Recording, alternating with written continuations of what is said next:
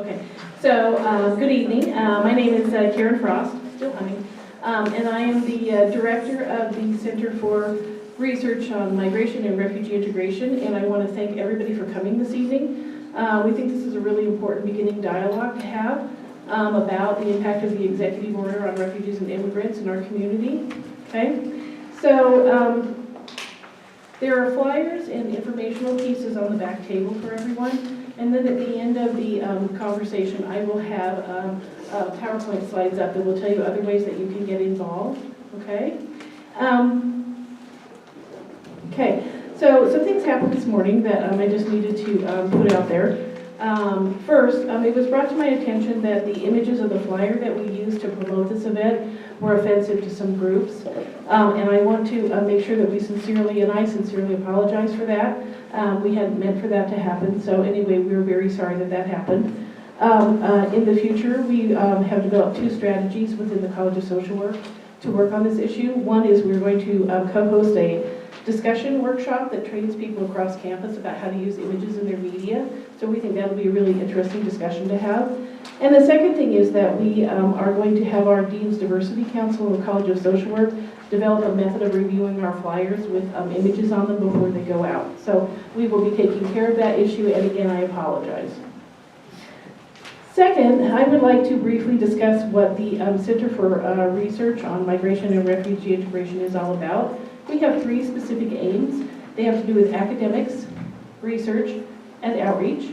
And we tonight are going to be working on the outreach piece, which is providing information about what is going on with refugees and immigrants, the impact of policy on what happens with refugee and immigrant lives. And so that's the piece that we're working on tonight. Okay? All right, the third thing is that we have three pieces that we are working on for this dialogue this evening. The first one is that we're going to highlight what the issues are that link to the executive order that came out on Friday. We're going to provide people with a way to ask questions in a very safe space. Okay, so this is a space where we're going to have a dialogue and people should feel free to ask questions for information, okay? Because I think that we have enough expertise in the room, not only with our panel members, but with many people in the audience, that we should be able to answer those people's questions, okay? And finally, I want to ensure that people know what they can do next or how they can become involved, okay? So we'll provide that information as well. The process that we're going to go through tonight is I have asked our four wonderful panelists to talk about their professional experience about the impact of this executive order on immigrants and refugees. We're going to have a research voice, a legal voice, and two different practice voices about how we work with immigrants and refugees based on the impact of this order. I've asked the panel members to present for about 5 to 10 minutes for their discussion, and then we're going to open it up for the audience questions so people can ask for more information or just ask the questions that you need to ask. And then at 7 o'clock, we're going to cut off the formal discussion, and we will go ahead and have informal discussion for a half an hour where people can meet with the panelists and ask further questions. You can network, you can talk to other people in the audience about what's going on and how you feel about things. So we would like to make sure that that is available to you. Okay, finally, I really want to make sure that we understand this is just a preliminary dialogue, okay? We are not going to come to consensus about things, nor will we necessarily agree on things, and that's okay. Part of the process of having a discussion is a dialogue, is that we're really discussing the issues and getting people's voices to be heard, okay? So I would just ask that people be respectful of other people's voices in this discussion, okay? Okay, there's information on the back table. We are going to have, we're video recording the panels and the discussion, but we also have a person here, Roger, where'd you go? There you are. He is here from one of the radio media outlets, and he's going to be recording what's going on, okay, because he's going to develop this into a wonderful podcast so that we can share this elsewhere. And there will be other people coming in from media outlets who may want to take pictures or may want to talk to people. I just need to put that out there so everybody knows that's what's happening, okay? If anybody feels uncomfortable being interviewed, please say no. It's okay, all right? It really is okay to say I don't want to have that happen. Okay, and finally, I need to thank 3 or 4 people who are helping us put this all on. First, I'd like to thank Brooke Adams, who is our PR person for the University of Utah, who's just been fabulous to work with. Thank you, Brooke. I want to thank Jen Nizawa, who on the spur of the moment, when we decided to do this on Monday, helped us get all of the information out about this, put the information together, did a fabulous job, and has just been incredibly supportive of everything that we're doing. Thank you, Jen. And for Dale Vahomas, who is actually leaving to go on vacation tomorrow, said, no, we'll make it happen. Anyway, organized everything, got it all together. Thank you so very much. I want to thank Ujjal, who is one of our doctoral students here in the College of Social Work, and he is here making sure our video recording works. And I want to thank our panelists for being here. Thank you so much, and they're going to introduce themselves. And most importantly, I want to thank all of you for coming to this dialogue. I think this is really, really crucial. So at this time, I'm going to turn the time over to Lisa Gren, and she's going to talk about the research voice, and then we will let everybody just introduce themselves as they are speaking. So anyway, if you will allow me, I want to thank our panelists. So thank you.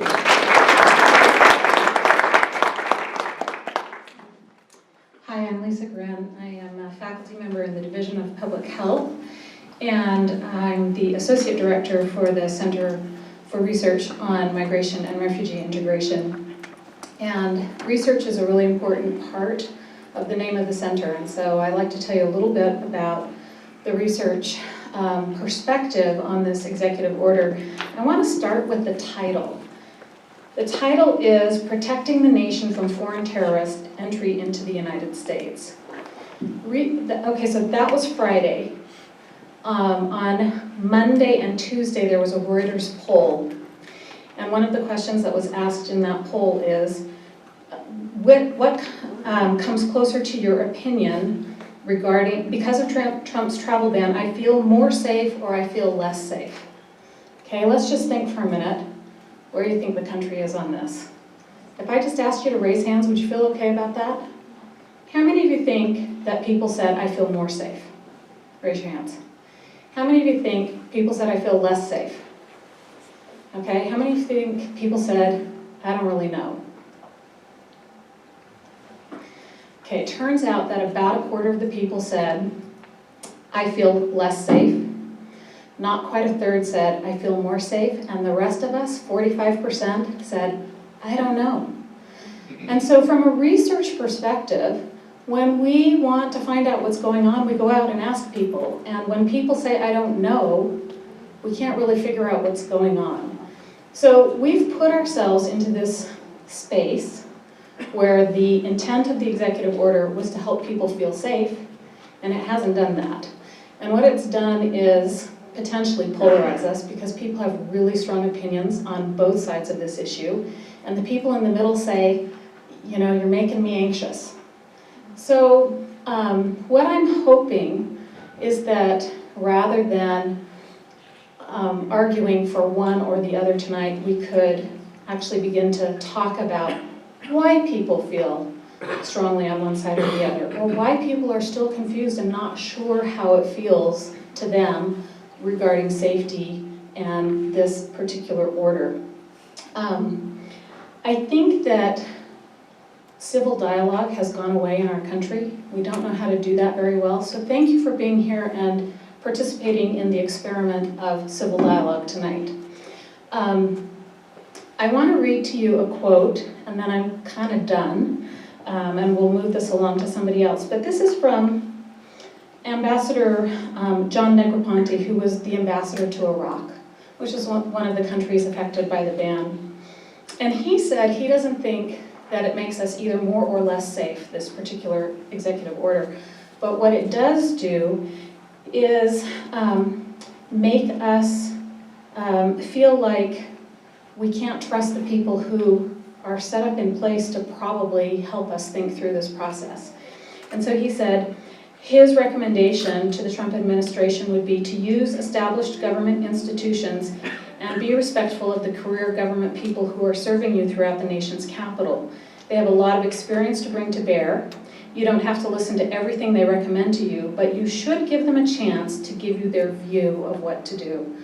which seems like a really lovely setup for how we ought to conduct ourselves in this dialogue. So I think we'll pass it on for legal and then practice. Thank you.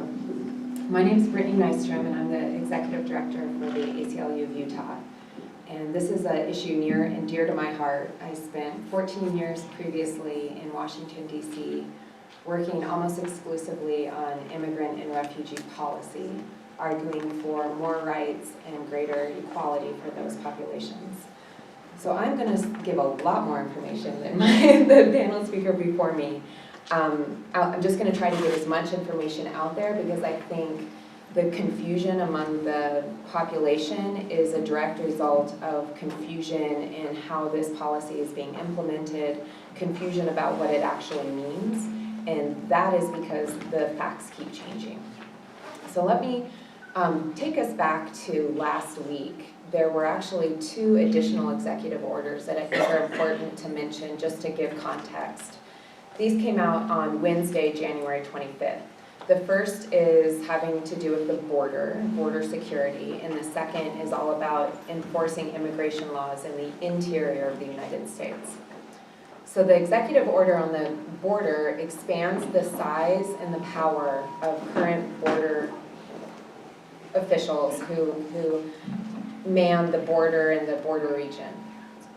It includes much heavier reliance on detention for individuals trying to enter the United States, and that can mean people coming in with tourist visas, people seeking protection.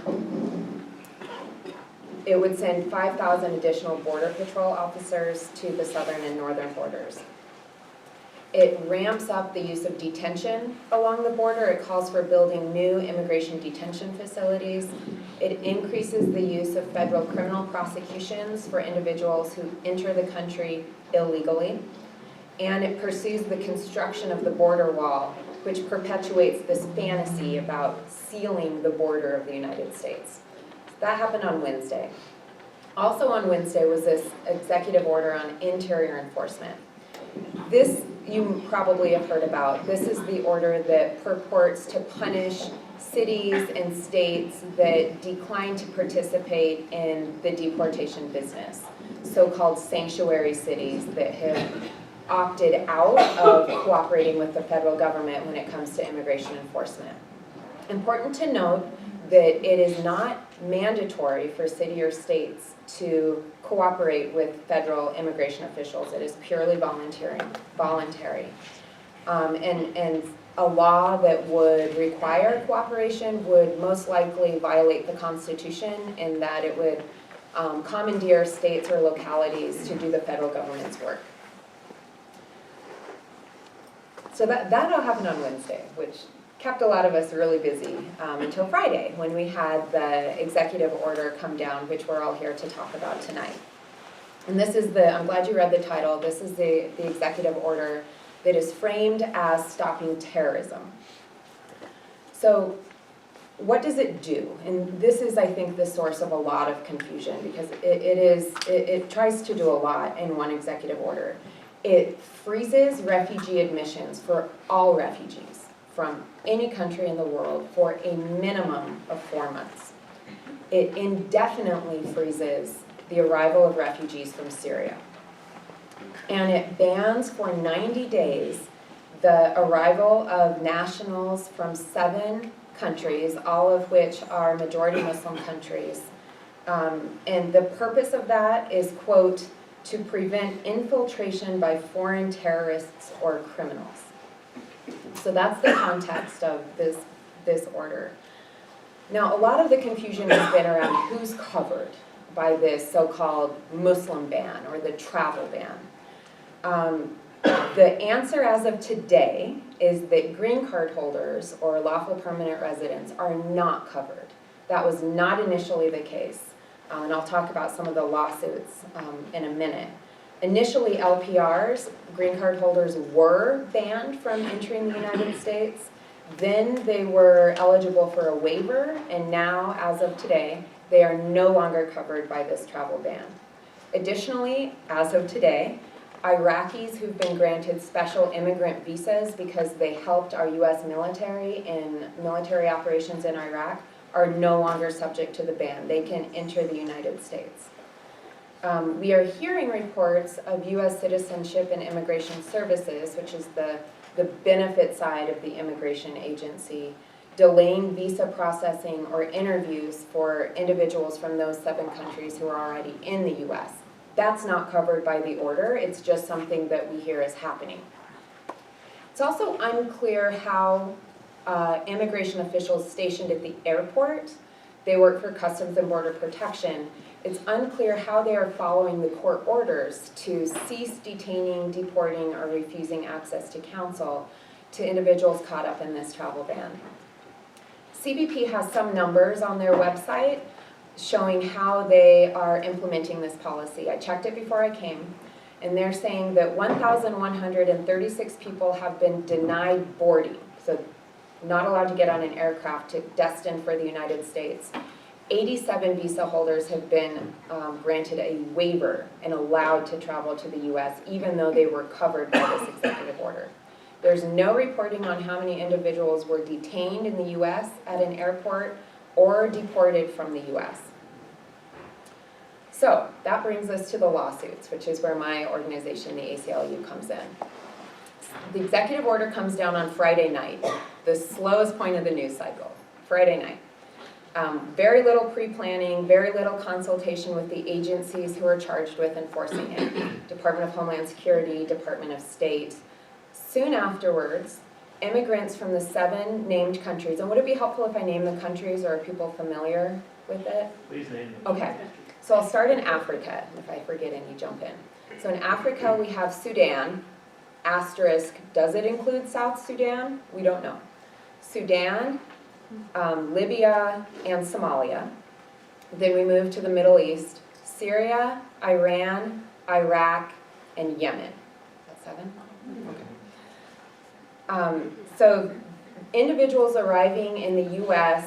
on Friday night, early Saturday morning, begin to be refused their right to get on their aircraft.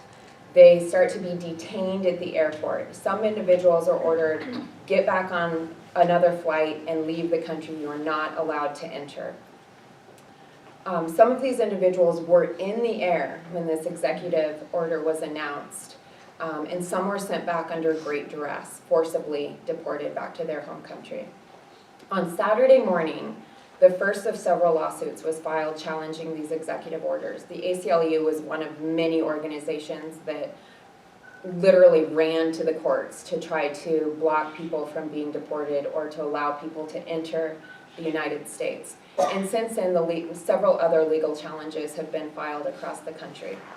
And I'll talk about the specific lawsuits that have been filed.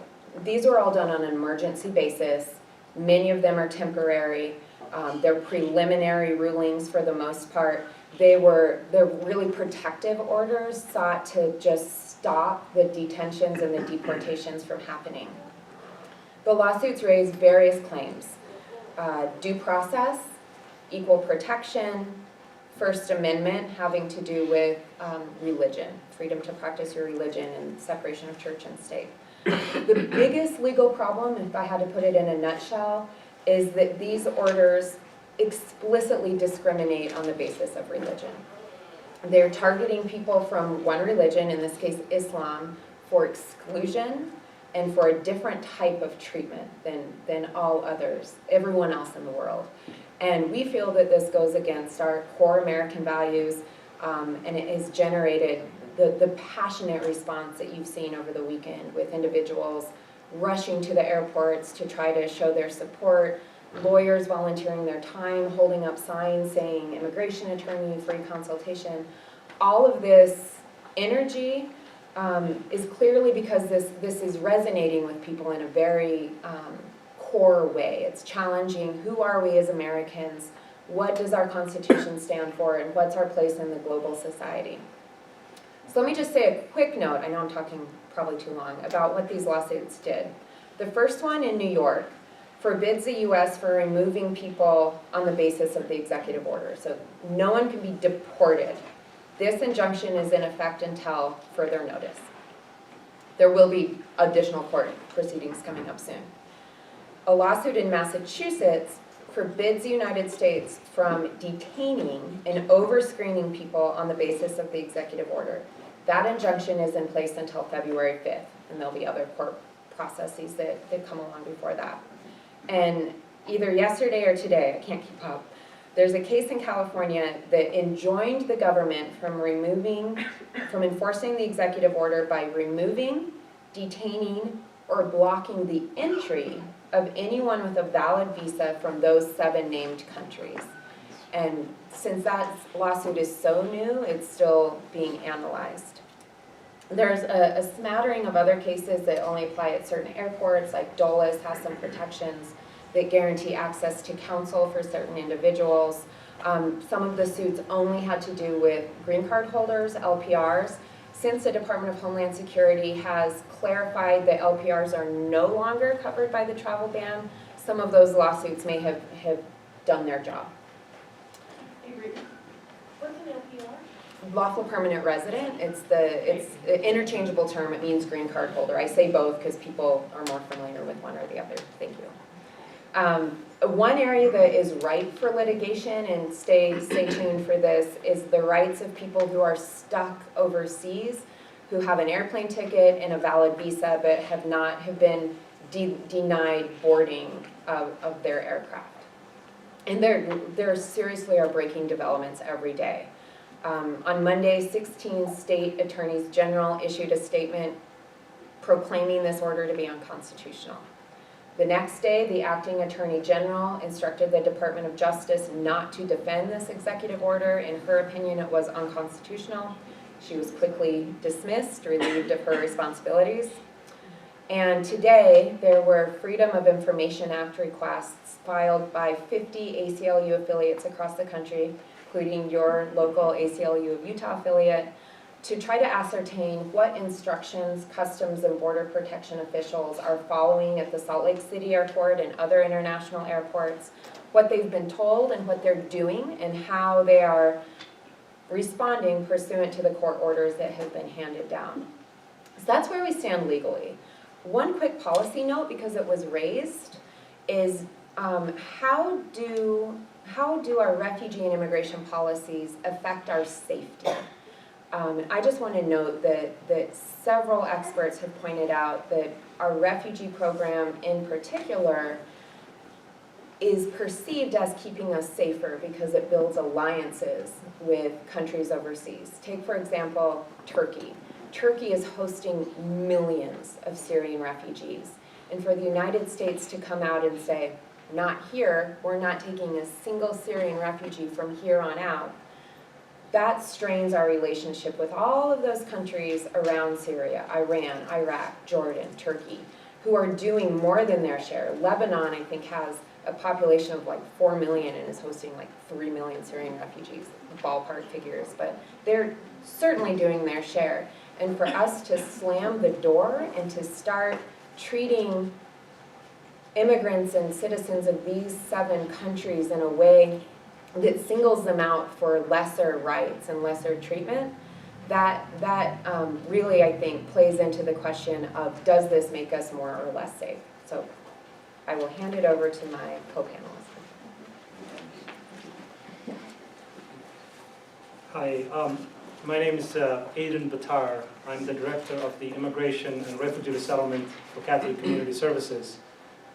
I think what I'm going to talk about, the effect of this executive order is having onto our refugees and also onto our community. So today, February 2nd, was the last day that we had our last refugee that is coming to Utah. So no more refugees we're going to receive except the special immigrant visa holders, the interpreters, the Iraqis, and also the Afghani special immigrant visa holders as well. Those two have been given the exception to come. Just to give you some numbers also so you know of this executive order. I think one thing that in the executive order is that also the number of refugees that are admitted to the United States for this fiscal year will be reduced from 110,000 to 50,000. We already have the first quarter of the federal fiscal year we have already resettled in the United States 35,000 refugees. So that leaves us only 15,000 after the lift is after the 120 days over, which is really doesn't make any sense for us to resettle 15,000 refugees for that time. Some of the biggest effect that this executive order is to our refugee is, this executive order is tearing apart families. Yesterday, I was able to visit one of our refugee family. This is a single mother with a 2-year-old child. She came to the United States in 2014. As soon as she arrived, she was pregnant, and we were able to file a visa petition for her husband. It took about 2 years for that visa to be processed and approved, and her husband went through the process. He was vetted properly, and he was going to arrive tomorrow. But unfortunately, his flight was canceled. And she did not know the reason. Of course, she didn't understand the executive order, and I explained to her, and she said, "What did my husband did? Why? I mean, he hasn't seen his 2-year-old daughter. He's been missing his wife for that many years, and now his situation is in limbo." We have so many families in that situation that they did not do anything wrong. Simply, they were singled out based on their religion. That's why they were banned coming to the United States. Even after the 120 days is over, we don't know how the refugee process is going to look like. There is no guidance. We don't have any information whatsoever how the process is going to look like after the 120 day is over. And I think Pope Francis said this very beautifully. Welcoming refugees welcoming refugees is our greatest security against hateful acts of terrorism. I think the United States have been welcoming refugees for more than 4 decades, and more than 3 million refugees were resettled for those years. And these refugees that came to the country, none of them ever harmed this country. And I don't know where this, executive order is going. I think it's basically, campaign promises. We don't want them here, right? That's what we've been hearing. So I think this puts us in a very difficult situation for those of us that are helping refugees, and the door is slammed right now, closed, and we don't know what to tell the refugees. In Utah, we have more than 60,000 refugees. They have been working hard. They've been providing to our economy. Our community loves them. Today, I don't know, some of you might have been to the airport today to welcome that family from Afghanistan that was coming. The support that family received was overwhelming. More than, 300 to 400 people showed up just to welcome that family, to show love and respect here into our community. I think, we're not being listened to. This new administration is doing whatever comes to his mind, and nobody is stopping. I don't know what our Congress is doing. I think we need to make sure that, people are held accountable for those that elected them. And the only way that I think we could do that is to write to our senators and representatives to let them know this is not okay. Because we are a nation of immigrants. This country was built by the sweat and the blood of immigrants and refugees. If we turn our back, who will help them? Before President Obama left the office, there was a negotiation between the United States and the Australian government to help the refugees that are stranded in one of the islands that Australia puts refugees. The U.S. were going to take about 1,700 refugees to come to the U.S. That was an agreement that was done. You probably heard the phone conversation between the president and the prime minister, how it ended. So I think it is very heartfelt and for all of us to help, because myself coming here as a refugee and also coming from one of the 7 countries and also a Muslim, it really breaks my heart. Because I feel I'm part of this community, and when I'm hearing this from my president telling us that, you know, it is not okay for this refugees from these countries, an immigrant, to come, I don't know. You know, I'm just speechless. We don't know. There's a lot of refugees with that situation. And last night we had met with a group of refugees and explaining them about this executive order. Many of them are worried. They don't know what the future is going to be. They don't know what the next 4 years is going to be. A lot of them were saying, you know, are we okay to stay in this country? Are we okay? Are we safe now? Because many of them felt that they are not safe with this new administration. They felt that. Many of them were saying, you know, it may have been better off for us to go back. So I think this executive order will not make anyone safe at all. We know the refugees go through a very extensive vetting process that a human being can go through. Why do we have to invent the wheel? The system is working properly. There is no single refugee ever charged with a terrorism. What are we afraid of?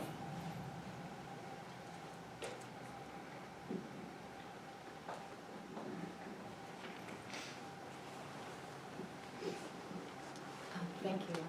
I'm Trinh Mai, and first of all, I'm an immigrant. I came from Vietnam, a country that has also sent many refugees to the U.S. because of a war that the U.S. has been involved in. And I think that's an important point to make, is that refugees are refugees because of conflicts that the U.S. have been involved in around the world. And so there is a sense of national responsibility that we have. In addition to that, I'm a social worker, and I'm currently faculty here at the College of Social Work. I chair the Global Social Work Concentration. Most of my social work practice has been with communities of immigrant and refugee background. So I want to continue the conversation that Aden Batar has started about who's most impacted, because as social workers, we focus most and first on vulnerable population and who's most impacted. Raise your hand if you've been into middle school lately. Okay, a few of you. Okay, so I'm going to take you into a middle school bathroom stall. And this is a middle school on the west side of Salt Lake City. And this was found just this month. Oh my God, Trump is the president. Now I feel sad for everyone. Some of my BFFs are going back to their countries. So we're really lucky to have a legal expert here from the ACLU to break down the policy and to break down all the different changes that have come just in this last week. But for the general population, they don't have access to this information. For the general population, the message that is sent out is that Muslims are not welcomed here, immigrants and refugees are not welcomed here, and that they're terrorists, that they're a threat to the country. And that is the message that's internalized by communities, including children who are our most vulnerable population with often less access to information and support. They're also most vulnerable to bullying, and because of their identities, right? So I want to highlight that population because it's a group that we often forget about. We might meet with the families and the adults to share information, but that information doesn't always channel down to the kids. A message that I've heard all over the community is that people are not even necessarily focused on their families abroad. Some are, but as Aden said, the majority of people are focused on their sense of safety here in this community, whether or not they are welcome, they belong, will their mosque be safe? And that's what people are worried about. Just this week, I've heard people with green cards of refugee background talk about telling each other that they should not drive, because if they drive and they get caught by the police, they could be deported because of their permanent residency status instead of their citizenship status. So there's a lot of fear that's out there. Fear then creates, there's misinformation, which then creates more fear, right? What else did I want to say? There's also a sense of betrayal. I've heard many Iraqis talk about how they are allies of the U.S. They welcome U.S. military and into their country, worked with them, interpreted for them. And now they're here in this country, and they feel unwelcome and unsupported. So there's a huge sense of betrayal.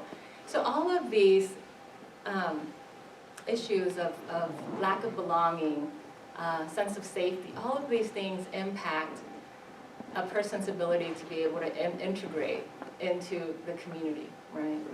It also impacts mental health, as we all know, and it impacts delinquent behavior. There's, you know, the common factor of delinquency for juveniles and adults is a lack of belonging. And this policy exacerbates the sense of lack of belonging that existed before. It didn't create it. Islamophobia has been around. But just to give you a sense of what the political rhetoric that's existed in the past year, and then now this policy has done, is that just in the last year, anti-Muslim hate crimes surged 67%, reaching level of violence not seen since the aftermath of 9/11. And I want to share a little bit of some of the anti-Muslim hate crimes that have been going on, because I feel like most of us are sheltered from it. Most of us are oblivious to it. And this is from a CNN report. Muslims have been shot and killed execution style in their living rooms and outside of their mosques. They have been fatally stabbed on their way home. They've been beaten in their stores, in their schools, and on the streets. They've been kicked off airplanes, egged out of Walmart, scorched with hot coffee in a park, shot in cabs, and punched while pushing their children in strollers.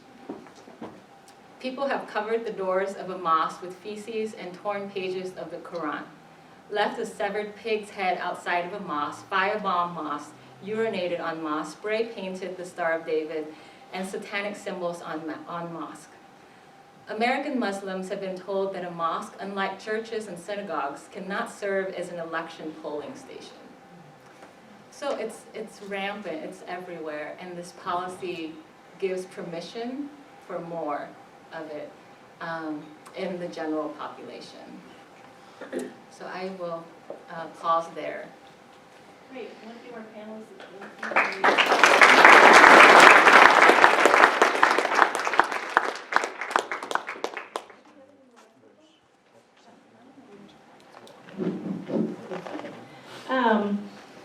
Okay, I just want to add one quick story to what everybody's talked about, which was amazing and fabulous and very informative. Friends of my husband, who happens to be Muslim, he and his family, his friends, I'm humming. It's me, I'm humming. We're going to go home to visit family in Iran this summer. It's a trip they've been planning for 3 years. They're American citizens. And they canceled their trip because the Iranian government is now saying, you can come here, but we may not let you leave. So this is opening up a whole can of worms, not just from what's happening here, but for people who want to travel home and then not be able to come back to the United States even though they're passport holders. So it's bigger than just what we're seeing in the United States. This is a worldwide discussion going on. So I just want to make sure everybody was sort of aware of that too. So what we're going to do now is we are going to have, we have 20 minutes, okay? And we have questions, okay? And what I would ask is everybody be concise with a question, okay? Tell us who you're directing your question to, okay? And then let's let them answer, okay? Great, yes. Yes, I'm Hamid Gandhari. I'm a faculty here. I'm a very proud Iranian American. I came to this country over 30 years ago when there was a war between U.S., as you mentioned. Your country was a decade before that the U.S. was bombing the hell out of Vietnam, so that resulted in the leaving of many of your folks. We escaped from Islamic fundamentalism, and now we are in a situation where we have a president who is a market fundamentalist, at least, if you put it that way. So he's interested in money. And so I'm really glad to see my colleagues from ACLU and your panel to be here. Last year, a group of us, how many Iranians and countries of affected, or individuals affected countries are here? I know my friend Masood is here. My wife is here. We are not terrorists. Some of us, I know my friends are not terrorists. I don't know any terrorists here. There are over 200 graduate students. I'm a terrorist. I don't think you are. You don't look like I am. So we have over 200 graduate students, a few of them in my lab, here right at the University of Utah, who are very uncertain about the future. Some of them are finishing their graduate studies, and they don't know where to go from here. Very happy to see ACLU here. Last year, we were looking for ACLU when HR 158 was passed, which provides the basis of this reactionary law. That HR 158, unfortunately, was bipartisan. It was passed in a huge budget, and I'll ask my question. Thank you. You'll be happy. I know there's 20 minutes, there are many things, and we're going to march on Saturday, by the way. Yes. So my question from my colleague from ACLU is that what can you do to help us at the University of Utah and in our Salt Lake community to provide a sanctuary for people who are very seriously affected? We would like to know that. Everything else is fabulous. We are thankful to you, but we need practical solutions.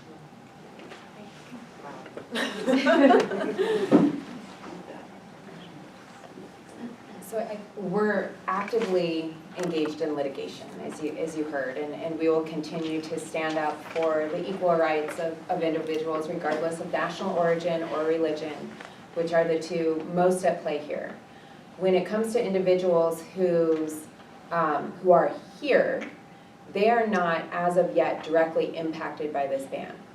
If they leave and are prohibited from coming back into the country, then they may have some kind of action where they can say that their rights were violated. But those whose visas are expiring, right. And they can get training visas, they That's have right. nowhere to go. They have to go back. That's right.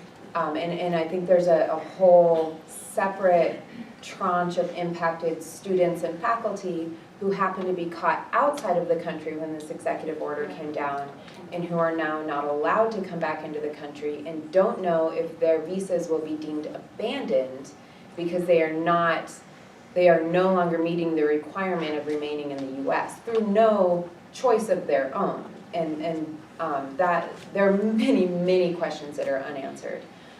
For right now, we're focusing on those individuals who are directly impacted, but we want everyone to know that we have your back, that the National ACLU has your back, along with many other organizations. The Council on American Islamic Relations filed a lawsuit first thing Monday morning when the courts opened, alleging this is just flat out religious and ethnic discrimination.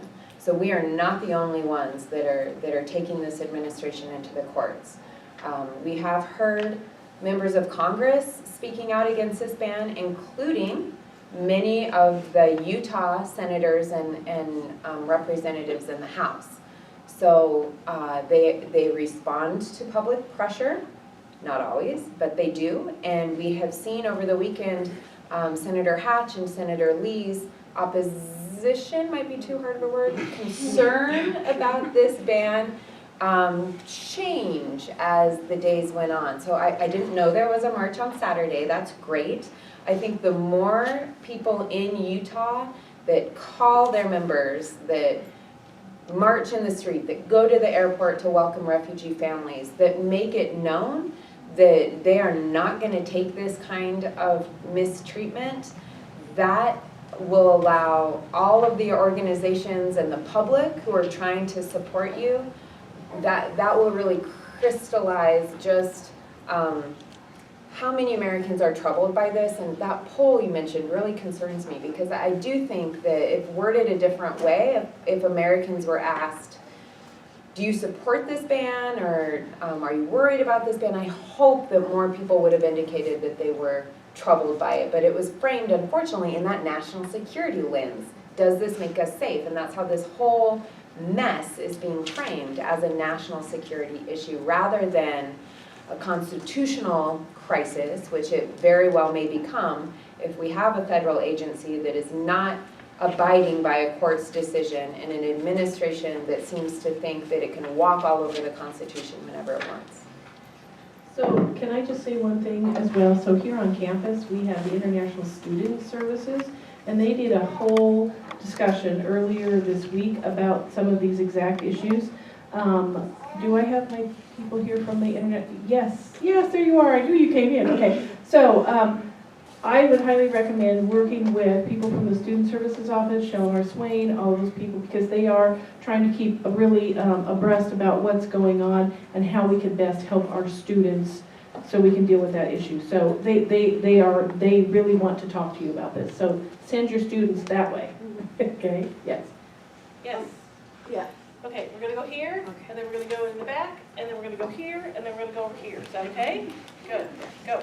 Yeah, so my name is Dr. Rebecca Hall, and one of my day jobs, I work for the City of South Salt Lake Promise, and I run the Cottonwood Promise program, and we have a lot of refugees in our high school, and there are others of us here from Promise, and we are in crisis. Our high school students are, it's just a nightmare. There's like racism in the hallways, attacks of people who are completely freaked out and not able to, and they don't know what to do. This one student was telling me about how, she was basically assaulted in a Walmart, and nobody did anything, and she didn't know what to do. And I'm like, well, we need to report this, but people are so traumatized that it's very hard. And I know that you said, and you're speaking as an attorney, about it's only affecting people, it's only, it's not impacting people here. It's completely devastating people here. And it's already a crisis. And we need resources. We need social workers, to work with these 9th and 10th, and Carter works in a middle school. I've been trying to get social work resources at the school from here, and I haven't been able to. And these teens desperately need help. And it's like an emotional ER there. And so we need some of these resources. So your question is? The question is, where can we get these resources? Okay. I know, I understand this is the U, and you've got things here, but we need stuff for the kids you're talking about. And I just wanted to say to this idea that you're feeling betrayed. I feel horrible that you feel betrayed. I don't feel like it has anything to do with you. It's just a way to create hate and fear so they can control the, gain power. Thank you. Who wants to answer this? Thank you. So I think what we're doing is, our agencies, both actually Catholic Community Services, IRC, and Asian Association, we have a lot of social workers that would be happy to help, and that will be reaching out to all our refugees to make sure that we connect them with the resources, including, if they need any protection from the law enforcement, and we've been working with the law enforcement agencies as well, and to let them know that this is what is happening in the community, and also we're going to work with the school districts to make sure that they provide safety for the students in the schools, and we're going to work with the superintendent of the Gren and Salt Lake, and to make sure that the refugee children feel safe.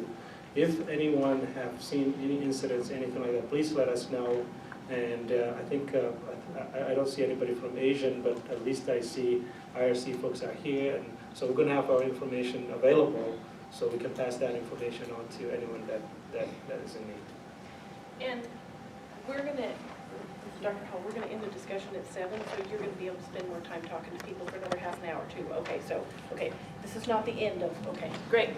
Karen, before we go on, can I just say that what we're experiencing in this room right now is likely to happen with other issues. Yeah. And when we talk about finding resources, so that you move from the I don't know what to do about it stage to here's how I understand how I feel and I want to do something about it, we have a list of resources and we hope that they will be useful to you, not only for this issue, but for future issues that are likely to come up. Great.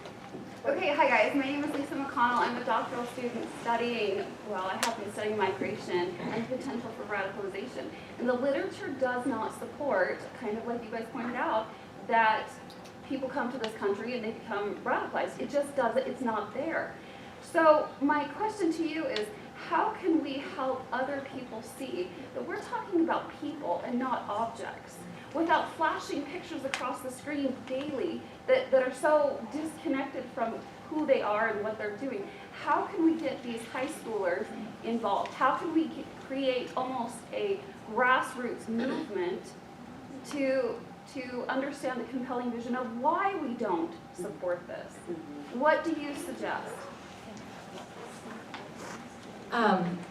Yeah, so there's a poll that I read that 60% of Americans have not ever talked to someone that's Muslim. So there's a lot of just not knowing, right? And from ignorance comes fear. Right? And the stories that are told on the news, the single story is that Muslims are linked with terrorism. And so there's a huge need, I'm so glad you asked that question, because there's a huge need for the general population to be educated. Often we work with the people that are most impacted, and that's important, but we have to work with the people that are supporting, right, the climate for these policies, and that's the general population. We need to be able to provide dialogues like Welcoming America has done with Caren Frost here at the U, which is to bring communities of diverse backgrounds together. And if that's at a high school, then bringing kids of different identities together to have dialogues around where they come from, what are their values and beliefs, and talk about diversity and social justice issues. Do you have like a representative? Because my daughter's debate teacher, she said this is a hot button issue. She wanted me to come and speak, and I thought, well, that's great, I can, I know what I know. But do you have a dedicated liaison that I can say, hey, come with me, let's go talk to Lone Peak High School, and let's explain to these kids what the real issues are. And again, foster why we don't hate them.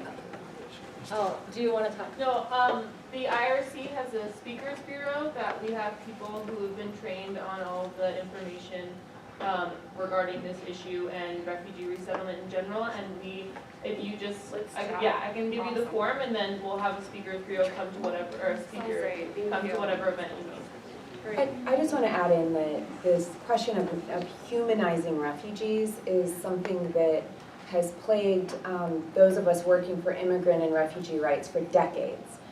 It's really hard to talk about immigration without, as was mentioned earlier, having people go to their usual positions of for or against. And usually the people who are supportive of immigration know an immigrant, are an immigrant, are around immigrants, and often the people who are most passionately opposed to it have never talked to an immigrant. They don't know if they've seen an immigrant. And it doesn't help when you have footage on the national news from 15 years ago that show people walking across the border as if there's no security apparatus in place. Or anytime they talk about the undocumented population, they show people in handcuffs being loaded into the back of a police car. So we have kind of these labels that we put on groups of refugee or immigrant, and usually the associations that come with those are perpetrated by media or by people who are the least familiar with those populations themselves. Can I say one thing real quick? I think it's interesting to note that if you're going to look at identities that that have committed the most mass shootings in the U.S., it is young white men. So can you imagine policies that that ban young white men from public spaces until we figure out better screening procedures? It's, you know, I don't advocate for that. But I don't advocate for that because I don't believe in targeting any identity. But I think it's interesting that that fact is there. Great. Yes, in the green jacket. Yes. In 1983, I had a discussion with Chase Nebecker Peterson, and he said, "What are you going to do?" And I said, "I'm going to trade up." Now these guys, who want to come over here, my advice is trade up. Sweden, Canada, Denmark, Germany. Those who are over here and they are mistreated, trade up and get out of here. So did you have a question or was it just a comment? That was the comment. Okay. Also, I am the guy they would not let me out of the country. Code of Federal Regulation, I have to stay You here. have to stay here, yes. Yes, and then there was a question over here, yes. Yeah, so I don't have a question, honestly. I have two statements. I work with the International Rescue Committee, and now the first statement is primarily a reutterance of what we just spoke about. But we were at the RSO meeting last night, the Refugee Services Office meeting last night, and there was many concerns expressed. The majority was Q&A. There was a very large group of refugees there and families, and one of the primary expressions was already existing hate crimes that they've been experiencing within the past couple of weeks, past couple of months, and there was of course concern about families, extended family members abroad, but primary concern is, are they safe in this country and in the state of Utah? And for me, it's like, if you want to know how to get involved, talk to your social circles, your professional circles, the local police departments, the local schools. Like, there is enough hate being posed towards women in hijabs, towards men that are brown or black, that there's very simple ways to get involved, especially among white males. And these are the people that are posing the hate crimes towards these communities, and those are the people that need to be spoken to and educated on the realities of Islam, on the truth of the benefits of refugees, and so on and so forth. Second statement is just that I was just at the Cries from Syria film. It's a documentary that was showed in Sundance. And the director got up and spoke for a Q&A. One really important statement that I thought he made was that there's no better recipe for recruitment. Trump states that one of his main priorities is fighting ISIS. And there's no better recipe for recruitment than to leave a bunch of thousands of suffering women and men who have lost their families to this war in the areas that ISIS controls. Leave them in Turkey, leave them in Jordan, leave them in Lebanon, so on and so forth. That is a perfect situation for ISIS and these terrorist groups to take them and convince them that they're going to help them and put them in that control. So that is another way to go towards your congressmen and towards your senators and say, this is a huge danger. This is a danger that we will face 5 years from now. Trump will not take the responsibility for it, and it's something that we will be regretting for years to come. And I think it's a very prominent point to make towards your public legislation. Okay, I have time for like one more question. Is it a question or a comment? It's a question. Okay, great. We'll take this question. Okay. Okay, so. And then what I'm going to do is put down the screen and we'll have slides up here about how you can get involved, how you can volunteer, who you need to contact. And then we'll spend the next half an hour just letting people talk to one another and to our panelists and identify different resources. So actually, I'm just going to say, if you are a resource, if you could please stand up at the end and say, I'm a resource for, that would be amazing and wonderful.